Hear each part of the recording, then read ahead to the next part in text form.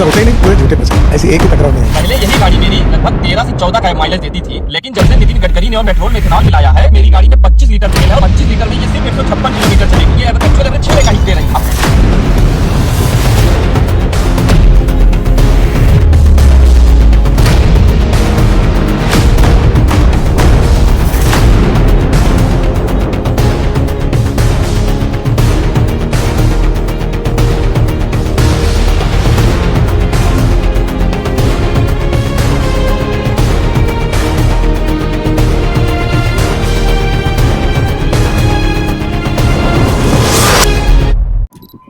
दो 2026 में कार खरीदने का सोच रहे हो? रुक जाओ, इस वीडियो में हम बात करेंगे इथेनॉल वर्सेस ईवी के बारे में।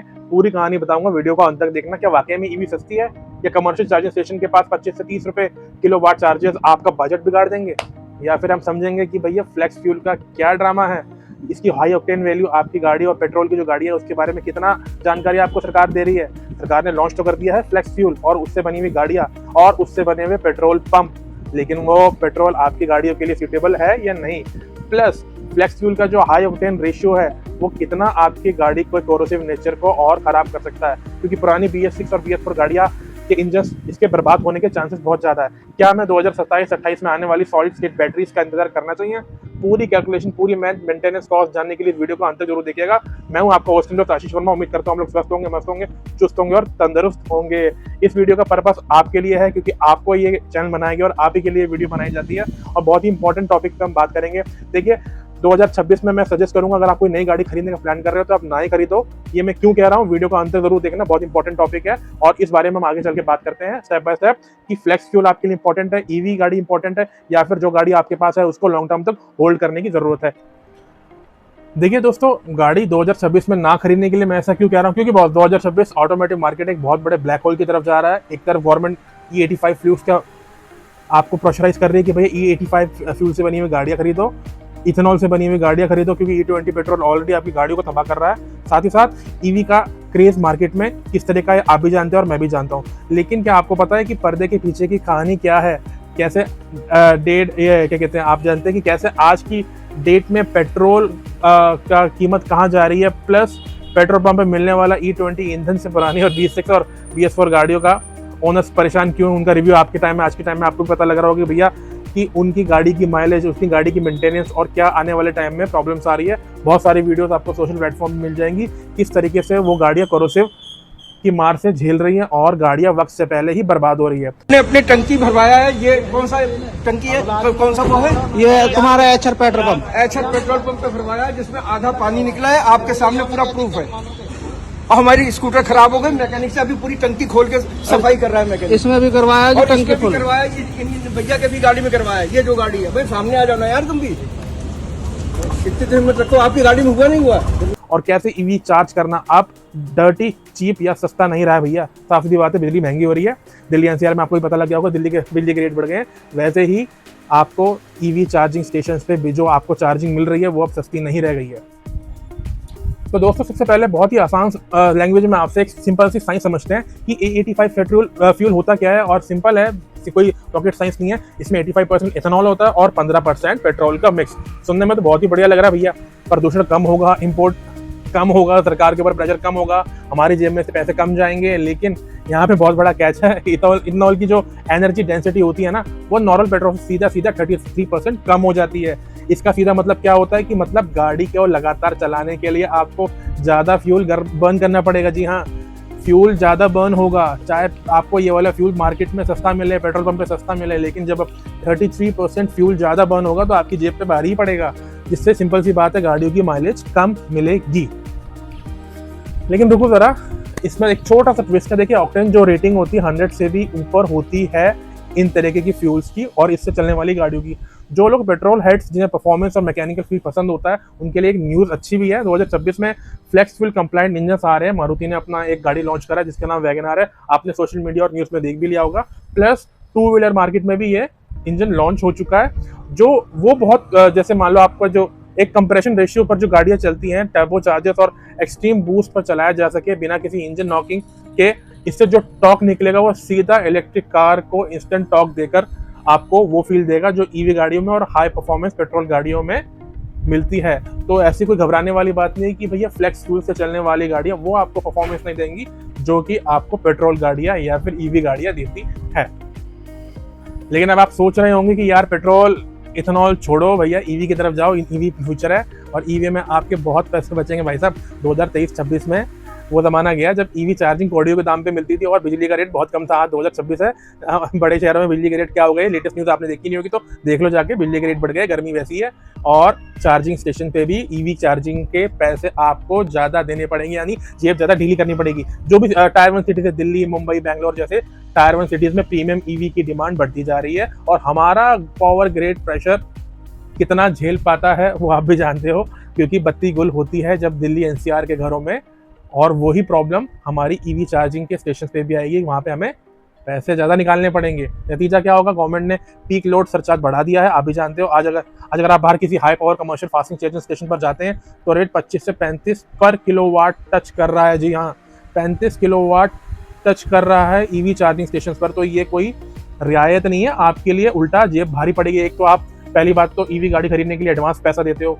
अब उसको रिकवर करने के लिए आपको कितने साल लगेंगे वो भी कैलकुलेशन में आपको बताऊंगा। चैनल पे जुड़े रहिएगा क्योंकि चैनल बहुत इंपॉर्टेंट इन्फॉर्मेशन देने वाले विद कैलकुलेशन, जो कि मार्केट में लोग नहीं देते, ऊपर से हवा बता देंगे। That's it.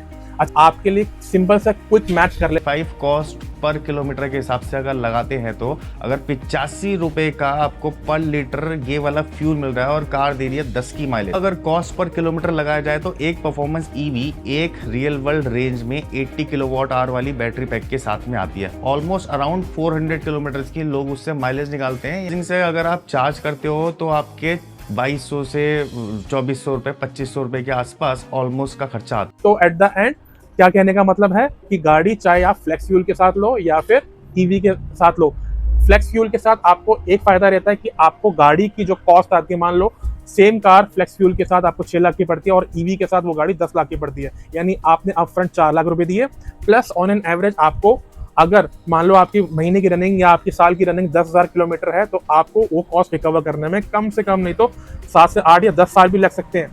तो यानी 4 लाख आपने अपफ्रंट दिए प्लस आपको उसको रिकवर करने में उतना पूरा टाइम लग जाएगा जितने की गाड़ी की वैल्यू खत्म हो जाती है। तो ईवी गाड़ी अभी भी रिकवर करके आपको पैसा नहीं देती, उसके लिए आपको प्रॉपर गाड़ी चलानी पड़ेगी, मेंटेन करनी पड़ेगी। उस हिसाब से फ्लेक्स फ्यूल वाली गाड़ी आपके लिए कंपेरेबल बेटर रहती है। अच्छा जी, अब अगला पॉइंट आता है मेंटेनेंस का सिरदर्द, कोरोसिव इथेनॉल या फिर ओवर हीटिंग वाली ईवी गाड़ियां। देखिए, अब लॉन्ग टर्म मेंटेनेंस पर या फिर ये वाला पॉइंट बहुत ध्यान से सुनना क्योंकि आपके जेब पे सीधा ये छेद कर सकता है, क्योंकि दोनों ही गाड़ियां बहुत ही नई है मार्केट में और अप फ्रंट बिना सोचे समझे बिना कैलकुलेशन करे इन पे जंप करना ये बहुत बड़ा बेवकूफ़ी हो सकता है और आपकी जेब को परमानेंटली ब्लैक होल में डाल देगा, यानी छेद कर देगा। जी हाँ। अच्छा जी, अब इस पॉइंट पे आगे बात करते हैं। इथेनॉल का सबसे बड़ा दुश्मन क्या है? Corrosive nature. देखिए, अगर गाड़ी में अगर कोरोसिव नेचर बहुत हाई लेवल पे चला जाता है, क्यों? क्योंकि मिक्सिंग वाले पेट्रोल के साथ न्यूज़ में काफ़ी ये भी आ रहा है कि आज के टाइम में कि पेट्रोल से जो गाड़ी चल रही है उसमें जो मिक्सिंग है बहुत ज़्यादा कर दी गई है, बहुत जगह धांधली भी हो रही है। तो इससे भी आपको ध्यान में रखना, क्योंकि उसमें BS4 गाड़ियाँ, BS6 गाड़ियों में भी इवन कोरोसिव यानी जंग लगने की शिकायतें आ रही हैं और बहुत सारी न्यूज़ मार्केट में फैल रही है। तो इथेनॉल, क्योंकि क्या होता है, हवा में नमी मॉइस्चर को सोख लेता है, इसकी वजह से पुरानी गाड़ियाँ फ्यूल जो लाइन्स होती हैं, वो इलेक्ट्रिकल पार्ट्स होते हैं, वो चोक खराब हो रहे हैं और इससे गाड़ी में मोटा खर्चा आपकी जेब को खाली कर दे रहा है। अच्छा जी, अब बात करें ईवी की, उसमें मैकेनिकल पार्ट्स तो कम है, लेकिन ईवी का सबसे बड़ा दुश्मन क्या है? Heating issue. इंडिया का टेम्परेचर गर्मियों में 45 पार कर जाता है, लेकिन 45 से बहुत छोटा नंबर है, 50 तक पार कर जाता है। तो इस कड़कड़ाती धूप में गर्मी में आप गाड़ी चलाओगे और फास्ट चार्जिंग करनी पड़ जाए तो भैया बैटरी पे बहुत बुरी तरीके से डिग्रेडेशन हो जाती है। बैटरी की वैल्यू, बैटरी की जो हेल्थ है उस पर बहुत बड़ा असर पड़ता है और उनकी लाइफ और रीसेल वैल्यू दोनों क्रैश हो जाती है। वैसे भी ईवी गाड़ियों की रीसेल वैल्यू मार्केट में है नहीं, आप मार्केट में जाके पता कर लेना, कौड़ी को भाई ईवी गाड़ियाँ मिल रही हैं और मिल भी नहीं होगी। कोई भी डीलर हारने वाले घोड़े पे पैसा नहीं लगाता, वो जीतने वाले घोड़े पे पैसा लगाता है। ईवी गाड़ियाँ जीतने वाला घोड़ा नहीं है। अभी तो 5 साल तो रुक जाओ। तो मैंने इसलिए आपको स्टार्टिंग में बोला कि 2026 में गाड़ी खरीदने का कोई फायदा नहीं है, रुक जाओ, सब चीज़ें बकवास है, पैसा अपना होल्ड करके रखो, रिसेशन आ सकता है या कोई भी ऐसी बुरी खबर आपके दरवाजे पे दस्तक दे सकती है जो आपके पैसे को लूट ले और आप गलती से उस पैसे को गलत जगह ना लगा दें।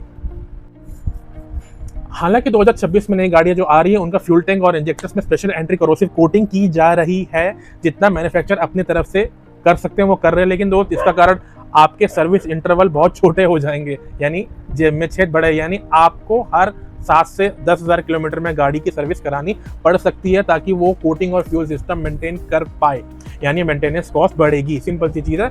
अगर आपको मार्केट में इस तरह की गाड़ियाँ खरीदनी भी है, एट द एंड कान इधर से पकड़ लो, उधर से पकड़ लो, जेब आपकी ही खाली होनी है। लेकिन सारी चीज़ें नेगेटिव नहीं है। नेक्स्ट सेक्शन पे हम जाने वाले हैं, वो है the game changer of solid state batteries का वेट करो। जी हाँ, देखिए, अगर सबसे बड़ा एक ट्विस्ट आने वाला अभी बाकी है मार्केट में, जो लोग लाखों रुपए फूंक कर लिथियम आयन बैटरी वाली ईवी गाड़ी खरीद चुके हैं या खरीद रहे हैं, तो ध्यान रखें 2027 के एंड या 2028 के मिड तक इंडिया में होप हो कि सॉलिड स्टेट बैटरीज वाली गाड़ियाँ आपको मिलना शुरू हो जाए। होप सो, उम्मीद कर सकते हो, शायद मिलनी चालू उससे पहले भी हो सकती हैं, क्योंकि जैसा आउटसाइड कंडीशंस आपको फोर्स कर रही है कि नए फ्यूल ऑप्शन पे जाओ और जो भी फ्यूल ऑप्शन पे जा रहे हो उसको बेस्ट ऑफ द बेस्ट बनाओ। जैसे लिथियम आयन बैटरी के साथ चार्जिंग वाली गाड़ियाँ, ईवी गाड़ियाँ लॉन्च हुई थी, लेकिन अब सॉलिड स्टेट वाली गाड़ियों को भी प्रमोट किया जाएगा ताकि उनकी लाइफ ज़्यादा बढ़े। और अगर आपको फ्यूल चेंज करने पे आपको मजबूरन जाना पड़ रहा है because of the outside conditions, जो भी वॉर्स हो रहे, जिस तरह की प्रॉब्लम्स आ रही है, उसको ध्यान में रखते हुए आपको मैन्युफैक्चरर्स और बेहतरीन गाड़ियाँ देंगे, क्योंकि आउटसाइड मार्केट में ऑलरेडी अवेलेबल है, इंडिया में अभी अवेलेबल नहीं है, बहुत जल्दी आपको ये मिल सकती है। क्योंकि जाहिर सी बात है, ये बैटरी ज़्यादा सेफ होंगी, इनकी रेंज ज़्यादा होगी, गर्मी में डिग्रेड भी कम होती है। जैसे ही सॉलिड स्टेट ईवी मार्केट में आई, आज इन लिथियम आयन ईवीज की रीसेल वैल्यू मार्केट में धड़ाम से गिर चुकी है। तो दोस्तों, आपको क्या लगता है, और सरकार और ऑटो कंपनियां फ्लेक्स फ्यूल और ईवी के नाम पर आम आदमी की जेब को काट रही है क्या? मुझे कमेंट बॉक्स में अपनी राय जरूर बताना। अगर मेरी ये रिसर्च और मेहनत आपको अच्छी लगे तो इस वीडियो को लाइक करें, जरूर देखिए, और इसी तरीके से F50 प्राशीष को सब्सक्राइब करना मत भूलना। बहुत सारे व्यूअर्स हमारे चैनल पे वीडियोस देख के जाते हैं, लेकिन 90 to 80% जो व्यूअर्स हैं वो उन्होंने सब्सक्राइब नहीं किया होता हमारे चैनल को। सब्सक्राइब बटन दबाओ और हमारे चैनल को सब्सक्राइब करो। इसी तरीके की इंपॉर्टेंट वीडियोस आपके लिए आएंगी आगे आने वाले टाइम में भी, और सब्सक्राइब करना ना भूलना। और इसी तरीके से अपना प्यार बना के रखें। आप है तो मैं हूँ, आप नहीं तो मैं कुछ भी नहीं। तब तक के लिए टेक केयर, अपना बहुत सारा ध्यान रखें, और अब मिलते हैं जल्दी अगले किसी वीडियो में। Thank you so much, bye bye and sayonara.